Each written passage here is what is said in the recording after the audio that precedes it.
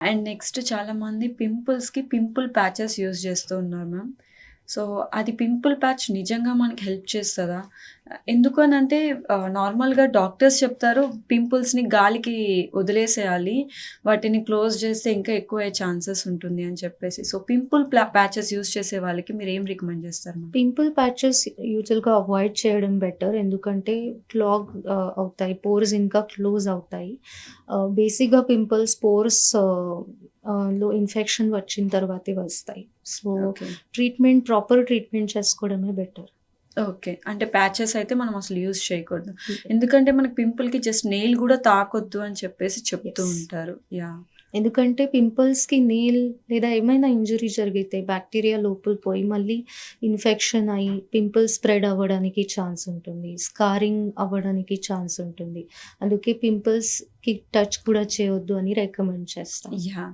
So, మనము basically under arms తీసుకుంటే, under arms pigmentation కూడా హెవీగా ఉంటుంది. ప్రెజెంట్ జనరేషన్ చాలా మంది కంప్లెయింట్స్ అది. సో, పిగ్మెంటేషన్ అండర్ ఆర్మ్‌లో ఎందుకొస్తది మ్యామ్? అండర్ ఆర్మ్‌లో పిగ్మెంటేషన్ రావడానికి జెనెటిక్ హిస్టరీ ఉండొచ్చు. Family history. లేకుంటే కొన్ని వ్యాధులుంటాయి. ఫర్ ఎగ్జాంపుల్ థైరాయిడ్, డయాబెటిస్ ఇలాంటి వ్యాధుల్లో ఎక్కడైనా బాడీ ఫోల్డ్స్ ఉంటాయి. మెడ మీద లేకుంటే అండర్ ఆర్మ్స్‌లో ఎక్కువ పిగ్మెంటేషన్ అవ్వడం, నలుపు స్కిన్ అవ్వడం, స్కిన్ చాలా థిక్, రఫ్ అవ్వడం ఇలాంటి సైడ్ ఎఫెక్ట్స్ దానికి వస్తాయి. సో, దానికి కూడా ట్రీట్మెంట్స్ ఉంటాయన్నమాట. సో, అంటే ఇప్పుడు మనము మీరు చెప్పారు గదా! జెనెటికల్‌గా ఉంటే వస్తది అని చెప్పేసి. ఇప్పుడు ఒకవేళ మనం ట్రీట్మెంట్ తీసుకున్న తర్వాత లేదు అనంటే, ఆ పీల్ చేయించేసుకున్న తర్వాత అయినా సరే మళ్ళీ వచ్చే ఛాన్సెస్ ఉంటదమ్మా పిగ్మెంటేషన్ అనేది? మళ్ళీ మీరు లైఫ్ స్టైల్ గాని, డైట్ సరిగ్గా మెయింటైన్ చేయలేకపోతే మళ్ళీ రావడానికి ఛాన్స్ ఉంటుంది. ఎందుకంటే మీ డైట్ నుండి హార్మోనల్ ఇంబాలెన్సెస్ రావచ్చు. ఎక్కువ okay. Oily food, sweet foods తింటే దానివల్ల పిగ్మెంటేషన్ ఎక్కువ అయ్యే ఛాన్స్ ఉంటుంది. సో, ఇప్పుడు మనం డయాబెటిక్ పేషెంట్స్‌ని తీసుకుంటే కూడా వాళ్ళకి కూడా ఎలాంటి స్కిన్ టైప్ ప్రాబ్లమ్స్ వచ్చే ఛాన్సెస్ ఉంటాయి మ్యామ్? డయాబెటిక్ పేషెంట్స్‌లో మామూలుగా చూస్తే స్కిన్ చాలా డ్రై అవ్వడం, ఎండిపోవడం గానీ, ఈ స్కిన్ మీద దురద రావడం, స్పెసిఫిక్‌గా పామ్స్ అండ్ సోల్స్ ఈ ఏరియాస్ మీద ఇచ్చింగ్ ఎక్కువ అవ్వడం, ఓకే. స్కిన్ ఒకవేళ ఎర్రగా ప్యాచెస్ కాలు మీద రావడం, హ్మ్. మెడ దగ్గర అండర్ ఆర్మ్స్‌లో స్కిన్ ఎక్కువ థిక్ అయ్యి నలుపు రావడం, హ్మ్. స్కిన్ ట్యాగ్స్ రావడం ఇలాంటివి సమస్యలు వస్తాయి. చాలామంది స్కిన్ మీద రేజర్స్ పెడుతూ ఉంటారు మ్యామ్. వాక్స్ చేయించుకోకుండా రేజర్స్ యూజ్ చేస్తుంటారు. సో, బ్లేడ్ అనేది మన స్కిన్ మీద మంచిదేనా మ్యామ్? ఆ రేజర్స్ అనేది మంచిదే అంటారా స్కిన్‌కి? కాదు. ఎందుకంటే రేజర్స్ యూజ్ చేస్తే ఒకవేళ మీరు రాంగ్ డైరెక్షన్‌లో రేజర్స్ యూజ్ చేస్తే ఇన్వర్స్ ఫాలిక్యులైటిస్ అంటే ఒక టైప్ ఇన్ఫెక్షన్ వచ్చే అవకాశం ఉంటుంది. ఓకే. సో, దానివల్ల స్కిన్‌కి మళ్ళీ ఇబ్బందిగా అవ్వచ్చు. స్కిన్ మీద పిగ్మెంటేషన్ అవ్వడం, స్ట్రాబెర్రీ పింక్ ఆ! ఆ! స్పాట్స్ అవ్వడం ఆ! ఇలాంటి సమస్యలు రావచ్చు. హ్మ్. సో, ఇప్పుడు మీరన్నారు మ్యామ్ స్ట్రాబెర్రీ స్కిన్ అని చెప్పేసి. చాలామంది ఫీమేల్స్ ఈ ప్రాబ్లమ్స్‌ని ఫేస్ చేస్తూ ఉంటారు. అసలు స్ట్రాబెర్రీ స్కిన్ ఎందుకుంటది? అది కంట్రోల్ చేసుకోవాలంటే ఏం చేసుకోవచ్చు? రేజర్స్ లేదా వాక్సింగ్ చేయడం వల్ల వస్తాయి ఇవి. సో, దానికి బెస్ట్ ట్రీట్మెంట్ ఏంటంటే laser hair reduction. Okay. So, that will be best. So, మనం హెయిర్ పర్మనెంట్ రిమూవల్ చేయించుకుంటే స్ట్రాబెర్రీ స్కిన్ అది కంట్రోల్ అవుతదమ్మా? హ్మ్. అంటే పర్మనెంట్ ఏ ట్రీట్మెంట్‌తో అయినా పర్మనెంట్‌గా హెయిర్ రిమూవ్ చేయడం కష్టమే. Even okay. లేజర్‌తో కూడా మీకు 70-80% వరకు ఆ చోట్లో హెయిర్ రిడక్షన్ జరుగుతుంది. ఆ ఓకే. ట్రీట్మెంట్ ద్వారా. దానికి కూడా సెషన్స్ ఉంటాయి. ఒక్క సెషన్‌లో అయితే రిజల్ట్స్ రావు. ఓకే. కొన్ని సెషన్స్ తర్వాతే వస్తాయి. ఎందుకంటే ఒక సెషన్‌లో కొన్ని హెయిర్ టార్గెట్ అవుతాయి. Hmm. Which are in growing phase అన్నమాట. హ్మ్. సో, ఆ హెయిర్ టార్గెట్ చేయొచ్చు. నెక్స్ట్ సెషన్‌లో ఇంకొన్ని హెయిర్ గ్రోయింగ్ ఫేజ్‌లో వస్తాయి. అవి టార్గెట్ చేయవచ్చు. ఓకే. దానివల్ల ఆ పర్టిక్యులర్ ఏరియాలో అన్ని హెయిర్ ఏ గ్రోయింగ్ ఫేజ్‌లో ఉంటాయి. అవి లేజర్‌తో టార్గెట్ అవుతాయన్నమాట. అవి రిడ్యూస్ అవ్వడానికి చాలా సెషన్స్ పడతాయి. సో, ప్రెజెంట్ అన్నీ ప్లాస్టిక్ లాగా అయిపోయినాయి మ్యామ్. అంటే పర్మనెంట్ అన్నట్టు. లిప్ టింటింగ్ కూడా ఇప్పుడు చాలామంది లిప్ టింటింగ్ చేయించుకుంటూ ఉన్నారు. సో, లిప్ టింటింగ్ చేయించుకోవడం వల్ల మన స్కిన్‌కి ఎలాంటి రియాక్షన్స్ ఉండవా? అంటే ఏం ఫ్యూచర్ ఎఫెక్ట్స్ కానీ అట్లంతా ఏముండదా? చాలామంది లిప్ పంపింగ్ అని చెప్పేసి లిక్విడ్స్ ఇంజెక్ట్ చేయించుకుంటున్నారు. అవంతా సేఫేనా మ్యామ్ అసలు? అవి యాక్చువల్‌గా అయితే అంత సేఫ్ కూడా కాదు. ఎందుకంటే కెమికల్స్ ఇన్‌ఫ్యూజ్ చేసి లేదా కలర్స్‌లో కూడా హ్మ్. ఫ్రాగ్రెన్సెస్, కెమికల్స్ పెట్టి అవి ఇన్‌ఫ్యూజ్ చేస్తే రియాక్షన్ వచ్చే అవకాశం ఉంటుంది. సో, నేనైతే రికమెండ్ చేయను. సో, చాలామంది లిప్‌స్టిక్స్ యూజ్ చేయరు. ఓన్లీ లిప్ బామ్ మాత్రమే యూజ్ చేస్తారు. బట్ అలాంటి వాళ్ళకి కూడా లిప్ పిగ్మెంటేషన్ అయితే వస్తది. బ్లాక్‌గా అయిపోతాయి. యూజువల్లీ స్మోక్ చేసే వాళ్ళకి బ్లాక్ అవుతూ ఉంటాయి మ్యామ్. బట్ అవి చెయ్యని వాళ్ళకి కూడా బ్లాక్ అవుతూ ఉంటాయి. దానివల్ల రీజన్ ఏమైండొచ్చు మ్యామ్? దానికి రీజన్ ఏంటంటే, ఒకవేళ ఓన్లీ లోవర్ లిప్‌కి పిగ్మెంటేషన్ ఉంటే ఎండ వల్ల వస్తుంది అది. ఓకే. యాక్టినిక్ కిలైటిస్ అని అంటాం. అంటే ఎండ వల్ల లిప్‌కి వచ్చిన అలర్జీ అన్నమాట. ఓకే. ఒకవేళ అప్పర్ లిప్ అండ్ లోవర్ లిప్‌కి కూడా పిగ్మెంటేషన్ వస్తుంది. కానీ పేషెంట్స్ కంప్లెయింట్ చేస్తారు. మేము ఏమి వాడట్లేము హ్మ్. అస్సలు కానీ వస్తుంది. అలాంటి సిట్యుయేషన్స్‌లో కొన్ని వ్యాధులు ఉండొచ్చు. For example vitamin B12 deficiency ఉండొచ్చు. ఆహ్, ఒకవేళ మీరు టూత్ పేస్ట్ ఏం వాడతారు? దాంట్లో కెమికల్ ఉంటే కూడా ఓకే. అది కాంటాక్ట్ అయ్యి కూడా కాంటాక్ట్ డెర్మటైటిస్ అయ్యి పిగ్మెంటేషన్ రావడానికి ఛాన్స్ ఉంటుంది. ఫేస్ మీద యూజ్ చేసిన కాస్మెటిక్స్‌తో కూడా లిప్స్‌కి పిగ్మెంటేషన్ రావడానికి ఛాన్స్ ఉంటుంది. సో, మీరు ఏం ప్రొడక్ట్స్ వాడతారు అనేది చాలా ఇంపార్టెంట్. కేర్‌ఫుల్‌గా వాడాలి. ఓకే. ఈవెన్ మనం ఐ మీన్ ఏమంటారు కెమికల్స్ లేకుండా అంటే ఇప్పుడు ఫౌండేషన్ ఎవ్రీథింగ్ అన్నిట్లో కెమికల్స్ ఉంటది మ్యామ్. ఇప్పుడు మనం ఒక ఫౌండేషన్ ఆర్ ఎల్స్ మన ఫేస్‌కి ఏదైనా తీసుకోవాలి అని అనుకుంటే దాంట్లో ఏది ఉంటే తీసుకోకూడదు. ఏది ఉంటే తీసుకోవచ్చు మ్యామ్. అంటే కెమికల్ ఇప్పుడు మీరు ఇందాక హెయిర్ డై అనుకోండి. ఇవి లేకుండా నో అమోనియా సంథింగ్ చెప్తూ ఉంటారు. అలానే మన స్కిన్‌కి ఒక ప్రోడక్ట్ తీసుకోవాలంటే ఇది ఉంటే ఖచ్చితంగా మీరు తీసుకోవచ్చు అనేది ఏమన్నా ఉంటదా మ్యామ్? యూజువల్‌గా ప్రోడక్ట్ మీద డెర్మటాలజికల్లీ టెస్టెడ్ లేదా ఫర్ సెన్సిటివ్ స్కిన్ ఇలాంటి ప్రొడక్ట్స్ సేఫ్ ఉంటాయి. ఓకే. కానీ దాంట్లో ఆల్కహాల్ లేదా ఫ్రాగ్రెన్స్ ఉంటే అలాంటిది ప్రొడక్ట్స్ అవాయిడ్ చేయాలి. ఆయిల్ ఫ్రీ, నాన్ కామెడోజెనిక్ అలాంటిది ప్రొడక్ట్స్ వాడడం బెటర్. మ్యామ్ మీరిందాక చెప్పారు విటిలైగో గురించి. అదే బొల్లు గురించి చెప్పారు గదా! సో, దాన్ని మనం కంట్రోల్ చేసుకోవచ్చా? ఎలాంటి ట్రీట్మెంట్స్ మనకు అవైలబుల్ ఉన్నాయి మ్యామ్? విటిలిగోని కంట్రోల్ చేసుకోవచ్చు. దానికి రకాల ట్రీట్మెంట్స్ అవైలబుల్ ఉంటాయి. ట్రీట్మెంట్స్ ఎంత బాడీ ఏరియా ఆహ్, అఫెక్ట్ అయింది దాని మీద ఉంటుంది. ఇంకా ఏజ్ బట్టి కూడా ట్రీట్మెంట్స్ ఉంటాయి. చిన్న పిల్లలకి ఎక్కువ టాబ్లెట్స్ తీసుకోకుండా మేము ఫోటోథెరపీ అలాంటి ట్రీట్మెంట్స్ సజెస్ట్ ఓకే. చేస్తాము. సో, ఆ ఫోటోథెరపీలో యూవీ లైట్ ఉంటుంది అన్నమాట. సో, ఇలాంటి ట్రీట్మెంట్స్ వారానికి 2, 3 టైమ్స్ అట్లా తీసుకుంటే కలర్ వచ్చే అవకాశం ఉంటుంది. ఓకే. అది కాకుండా లేజర్ ట్రీట్మెంట్స్ ఉంటాయి. ఆహ్, తర్వాత ఎగ్జైమర్ లేజర్ ఉంటుంది. తర్వాత ఆహ్, రాసుకోవడానికి క్రీమ్స్ కానీ, ఓరల్ టాబ్లెట్స్ ఉంటాయి. ఆ ఓరల్ టాబ్లెట్స్ మేము కంట్రోల్ చేయవచ్చు విటిలైగో. స్ప్రెడ్ అవ్వకుండా కంట్రోల్ చేయవచ్చు. అంటే ఈ విటిలైగో అనేది బై బర్త్ నుంచి ఉంటదా? లేతే మిడ్ ఏజ్ నుంచి వస్తదా? లేకపోతే దానికంటూ ఒక ఏజ్ లిమిట్ ఏమైనా ఉంటదా మ్యామ్? కాదు. దానికి ఏజ్ లిమిట్ అయితే లేదు. చిన్న బేబీస్ నుండి పెద్దవాళ్ళ వరకు ఎవరికైనా ఈ డిసీజ్ రావచ్చు. ఎప్పుడైనా స్టార్ట్ అవ్వచ్చు. ఇది ఆటోమేటిక్‌గా పిగ్మెంట్ లాస్ అయ్యి వాళ్ళ స్కిన్‌లో వస్తుంది. ఓకే. ఆటో ఇమ్యూన్ డిసీజ్ అన్నమాట. ఓకే. జెనెటికల్‌గా స్ప్రెడ్ అయ్యే ఛాన్సెస్ ఉంటదా మ్యామ్ అది? విటిలైగోకి జెనెటిక్ ఫ్యామిలీ హిస్టరీ ఉంటుంది. కానీ ప్రతి ఒక్క పేరెంట్‌కి విటిలైగో ఉంటే పిల్లలకి కూడా వస్తుంది అట్లా మాత్రం కాదు. అంటే చాలామంది దీన్ని ఒక క్వెషన్ మార్క్ విటిలైగోతో ప్రాబ్లమ్స్ ఫేస్ చేస్తున్న వాళ్ళని కూడా తొందరగా మ్యారేజ్ చేసుకోవాలంటే ఆలోచిస్తారు. అంటే పుట్టే పిల్లలకి ఇది గూడా వస్తదేమో అని చెప్పేసి. సో, అలాంటి వాళ్ళకి ఏం సో, చెప్తారు మ్యామ్? అదే చెప్తున్నా. అంటే ప్రతి పేరెంట్‌కి విటిలైగో ఉంటే పిల్లలకి రావడానికి అవకాశం ఓన్లీ 15-20% ఛాన్సెస్ ఉంటాయన్నమాట. సో, దాన్ని బట్టి మీరు డిసైడ్ చేసుకోవచ్చు. కానీ విటిలైగో అనేసి జెనెటిక్ హిస్టరీ అయితే ఉంటుంది ఓకే. విటిలైగోకి. సో, ఇప్పుడు ఒకవేళ ఒక విటిలైగో ఉన్న వుమెన్ ప్రెగ్నెంట్ అయినప్పుడు ఎలాంటి కేర్ తీసుకోవాల్సొస్తది మ్యామ్? బేబీకి అది స్ప్రెడ్ అవ్వకుండా ఉండాలి అనంటే?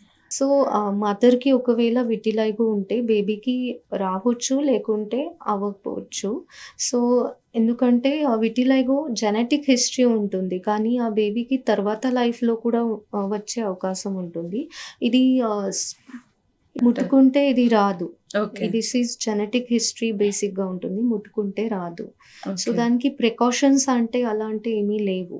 ఓకే. ఒకవేళ మీకు ఆ జీన్స్ ట్రాన్స్‌మిట్ అయ్యాయి అంటే మీకు రావడానికి ఛాన్స్ ఉంటుంది. మ్యామ్ ఆ విటిలైగో ఉన్న వాళ్ళకి అంటే బొల్లున్న వాళ్ళకి సమ్మర్‌లో చాలా ప్రాబ్లమ్ అవుతది మ్యామ్. వాళ్ళకి స్వెట్ వచ్చినా గానీ మంట పుట్టడం అలా జరుగుతూ ఉంటది.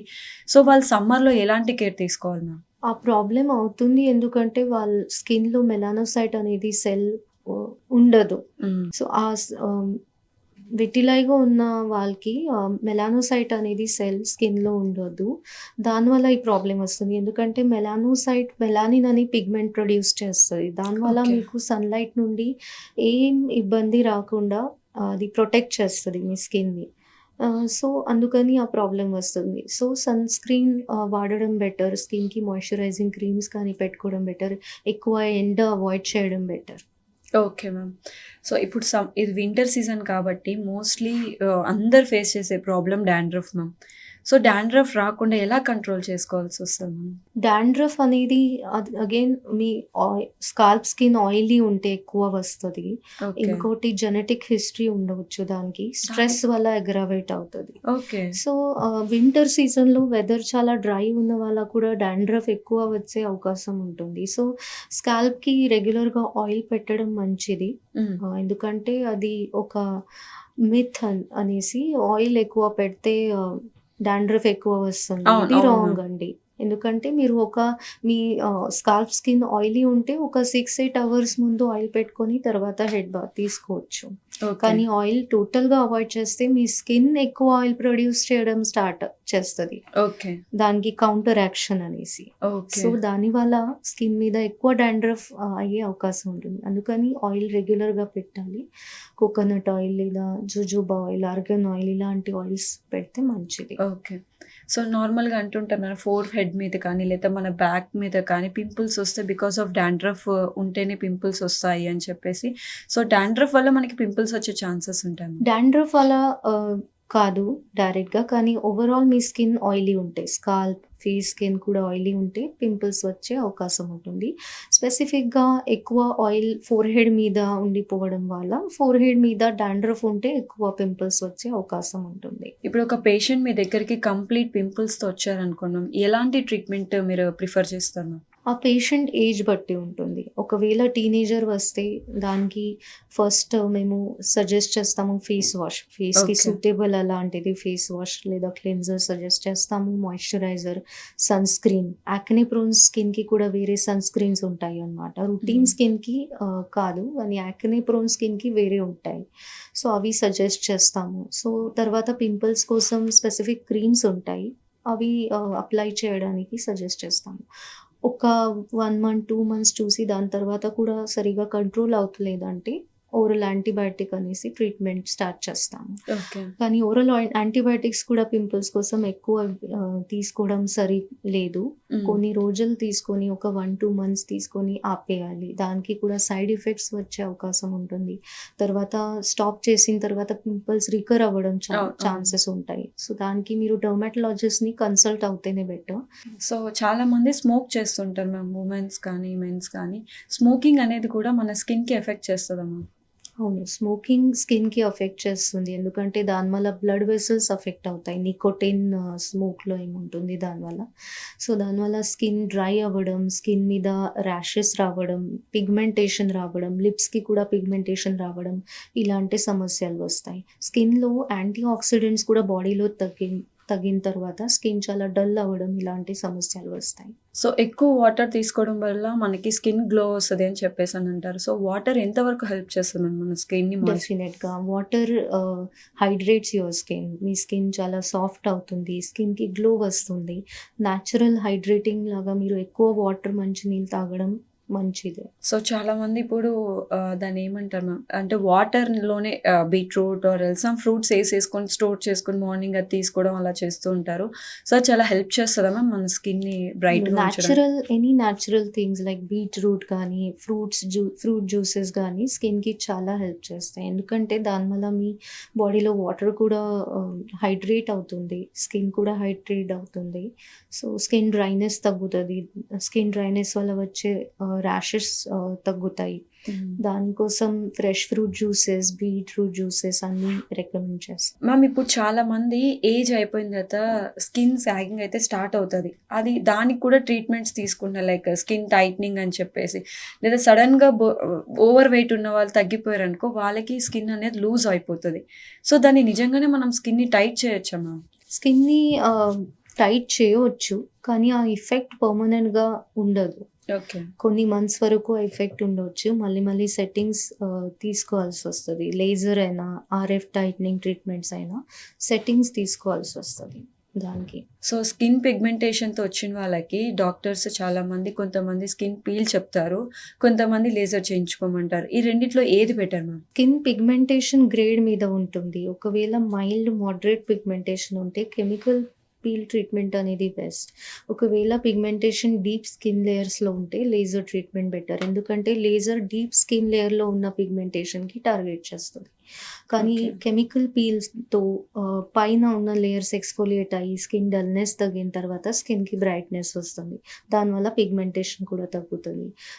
2 అయితే సరిగ్గా చేస్తే సేఫ్ ట్రీట్మెంట్సే ఉంటాయి. కొన్ని సైడ్ ఎఫెక్ట్స్ అంటే 1, 2 డేస్ వరకు ఉండొచ్చు. కానీ లేజర్‌కి ఎక్కువ డౌన్ టైమ్ వచ్చే అవకాశం ఉంటుంది. సో, మనం స్కిన్‌ని పీల్ చేశాక అంటే ఆల్మోస్ట్ మన స్కిన్ 7 లేయర్స్ ఉంటది కదా మ్యామ్. నా డౌట్ ఏంటంటే ఇప్పుడు మనం పైన లేయర్ ఏదైతే ఉందో అది తీసేస్తామా? లేకపోతే బేసిక్ ఏమన్నా రిమూవ్ చేయాల్సొస్తదా? అది పీల్ డెప్త్ మీద ఉంటుంది.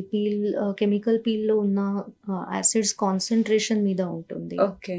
సో, మనం పీల్ చేశాక మళ్ళీ ఆ స్కిన్ అనేది రీబిల్డ్ అవుతదా మ్యామ్ మన స్కిన్ మీద? అవును. యెస్. ఆ ఓకే. రీబిల్డ్ అయ్యి వల్లనే మాకు కొత్త స్కిన్ లేయర్ వచ్చి గ్లో వస్తది. సో, ఒక స్కిన్ పీల్ చేసిన తర్వాత ఒక లేయర్ అనేది మనకి మ్యాక్స్ ఎంత టైం పడతది మ్యామ్? మళ్ళీ ఆ స్కిన్ జనరేట్ అయ్యి మన ఫేస్ గ్లో అవ్వడానికి? మళ్ళీ స్కిన్ జనరేట్ అయ్యి ఫేస్ గ్లో అవ్వడానికి మినిమమ్ 3-4 వీక్స్ అయితే పడతాయి. ఓకే. అందుకే 2 కెమికల్ పీల్స్‌లో ఒక 3 వీక్స్ మినిమమ్ గ్యాప్ అయితే ఉండాలి. వన్స్ పీల్ చేయించుకున్న తర్వాత ఆ పేషెంట్ అనేవాడు ఎలాంటి care తీసుకోవాల్సొస్తది ma'am?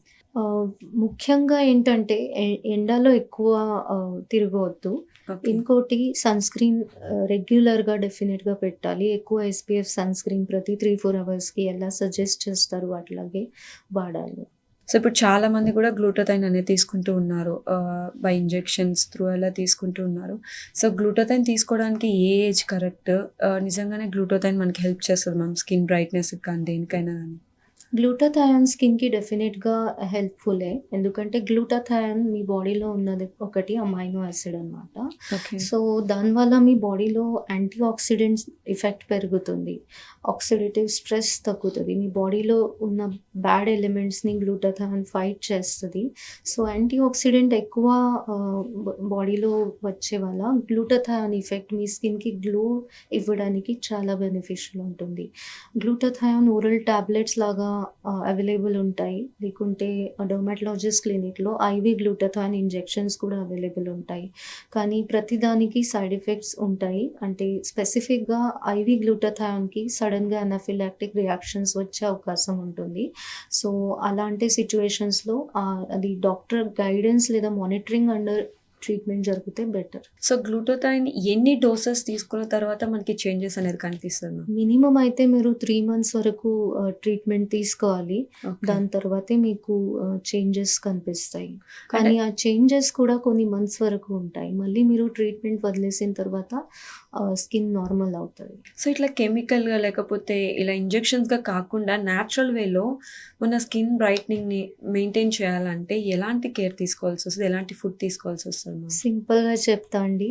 Life style and diet is very, very important. మీరు ఓకే. డైట్ ఏం తింటారో అది చాలా ఇంపార్టెంట్. ఎక్కువ ఆయిలీ, జంక్, స్వీట్ ఫుడ్ తింటే డెఫినిట్‌గా స్కిన్ డల్ అవ్వడం, పింపుల్స్ రావడం ఇలాంటి సమస్యలు జరుగుతాయి.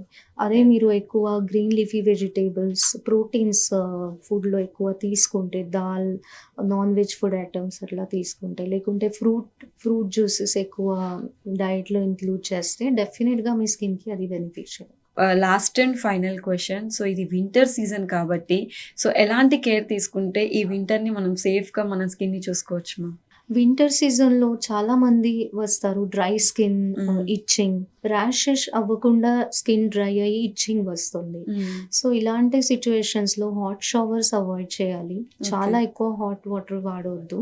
లుక్‌వార్మ్ వాటర్‌తో షార్ట్ షవర్స్ తీసుకోవాలి అన్నమాట.